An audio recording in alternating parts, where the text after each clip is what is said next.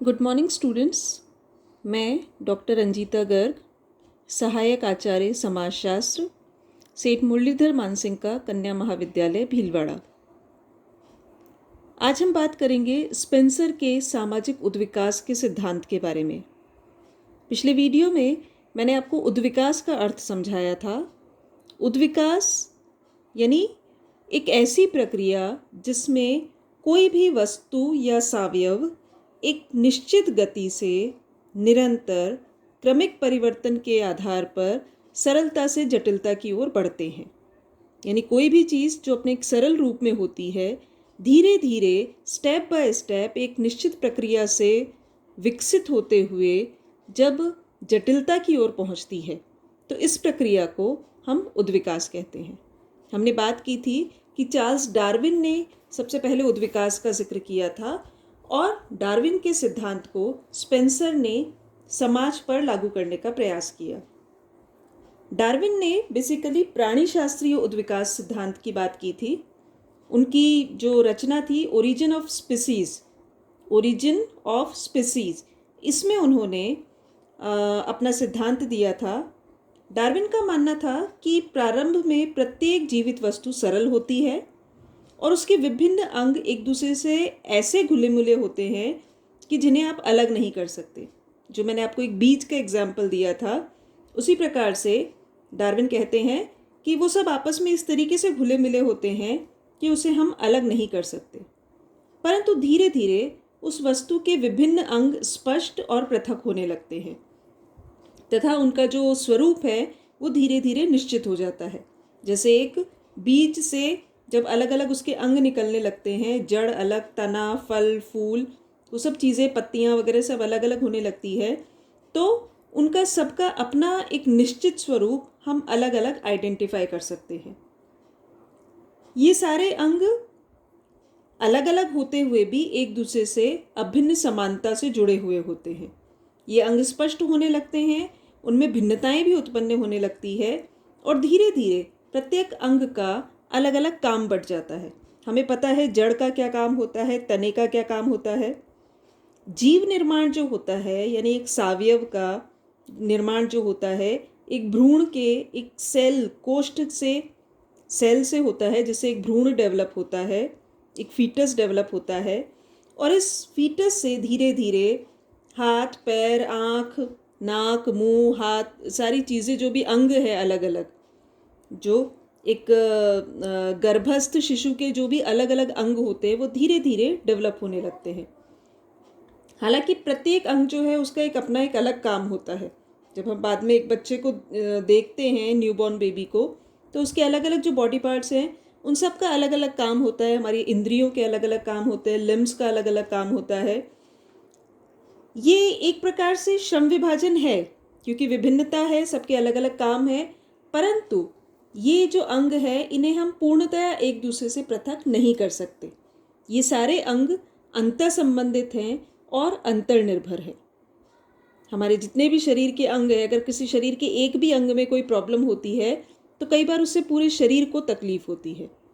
तो यही प्रक्रिया उद्विकास की डार्विन ने समझाई है कि सारी जो भी डेवलपमेंट हो रहा है किसी वस्तु का, किसी भ्रूण का, किसी जीव का, सावयव का, उसमें जैसे जैसे वो विकसित होता है जटिलता आती है। सब अंगों के अलग अलग पृथक कार्य होते हैं परंतु अंतर्निर्भरता बनी रहती है। उद्विकास की प्रक्रिया निरंतर जारी रहती है और इस प्रक्रिया के दौरान प्राणी में धीरे धीरे कुछ ना कुछ परिवर्तन स्वाभाविक रूप से आते हैं। डार्विन एक चीज़ और यहाँ पर कहते हैं कि प्रत्येक जो प्राणी है, हर तरीके के प्रत्येक प्रकार के प्राणी जो है वो अपने अस्तित्व के लिए निरंतर संघर्ष करते हैं। सर्वाइवल के लिए उन्हें एक तरीके की स्ट्रगल करनी पड़ती है। उसके बाद जो इस संघर्ष में दुर्बल और अयोग्य होते हैं, प्रकृति उन्हें मारने के लिए चुन लेती है। इसे डार्विन कहते हैं प्राकृतिक प्रवरण का नियम, नेचुरल सिलेक्शन का, यानी प्रकृति खुद उन लोगों को, उन जीवों को एलिमिनेट करती जाती है और इस प्रकार के चुनाव के बाद जो योग्य प्राणी है सिर्फ वो बचते हैं, जिसे हम कहते हैं सर्वाइवल ऑफ द फिटेस्ट। यानी जो फिट है, सबसे ज़्यादा फिट है, वही सर्वाइव करेगा, जो अनफिट है वो धीरे धीरे धीरे अपने आप एलिमिनेट हो जाएगा। स्पेंसर का ये मानना था कि भौतिक जगत जो है उसमें भी पदार्थ और शक्ति सम्मिलित है। पदार्थ और शक्ति ये दोनों अपने अस्तित्व के लिए एक दूसरे पर आधारित हैं। शक्ति जो है उसकी विशेषता है कि वो हमेशा गतिमान रहती है, उसमें उसका विनाश नहीं हो सकता, शाश्वत भी है और गतिमान भी है। उसके स्वरूप में अंतर आ सकता है परंतु शक्ति हमेशा बनी रहती है। उसी प्रकार से पदार्थ जो है उसका भी विनाश नहीं होता, केवल उसका रूप बदल जाता है। जैसे कोयला है, उसको जला देंगे तो वो राख में बदल जाएगा, उसका रूप बदल गया है लेकिन पदार्थ अभी भी विद्यमान है। तो इन सारे आधार पर स्पेंसर ने उद्विकास के 3 प्रमुख पोस्टुलेट्स क्रिएट किए, यानी 3 प्रमुख जो बातें उन्होंने कही। पहली तो ये कि शक्ति शाश्वत है, दूसरा पदार्थ का विनाश नहीं होता, और तीसरा कि प्रत्येक चीज़ में एक गति होती है। इन सिद्धांतों के आधार पर स्पेंसर कहते हैं कि प्रारंभ में प्रत्येक पदार्थ एक अनिश्चित असंबद्ध समानता की स्थिति में होता है, यानी उसके सारे अंग, जैसा कि डार्विन ने भी कहा था, आपस में घुले मुले होते हैं, उन्हें अलग नहीं किया जा सकता, उनका कोई निश्चित स्वरूप नहीं होता। यानी सारे पदार्थ जो हैं वो स्वरूपहीन ढेर मात्र होते हैं। धीरे धीरे इनका स्वरूप बदलता है और वो पदार्थ एक अनिश्चित असंबद्ध समानता से निश्चित संबद्ध असमानता या विभिन्नता की ओर बढ़ते हैं। जितने भी सितारे, नक्षत्र हैं, हरियाली है, जो भी हम भौतिक जगत देखते हैं, उसमें सारी वस्तुएं इसी प्रक्रिया से गुजरती हैं। उद्विकास पदार्थ का समन्वय तथा उससे संबंधित गति है, जिसके दौरान पदार्थ एक अनिश्चित असंबद्ध समानता से निश्चित संबद्ध विभिन्नता की ओर बदलता है। स्पेंसर ने प्राकृतिक प्रवरण का जो सिद्धांत था डार्विन का, उसको मानव समाज पर भी लागू किया है, और उन्होंने कहा है कि अस्तित्व के लिए मनुष्य भी संघर्ष करता है और मनुष्यों के बीच में आपस में निरंतर संघर्ष होता रहता है। इस संघर्ष में केवल सबसे उपयुक्त या योग्यतम प्राणी ही जीवित रहते हैं। स्पेंसर ने उद्विकास को जब समाज के ऊपर लागू किया तो वो उसको समझाने के लिए उन्होंने आदिम समाज से लेकर वर्तमान समाज तक का वर्णन किया है। वो कहते हैं कि प्रारंभ में या बिल्कुल आदिम युग में समाज जो था वो बिल्कुल सीधा सरल सादा समाज था। उसमें सब बहुत कम लोग थे, छोटे छोटे समूहों में रहते थे। एक परिवार जो था वही अपने सामाजिक, आर्थिक, राजनीतिक सभी प्रकार के कार्य कर लेते थे।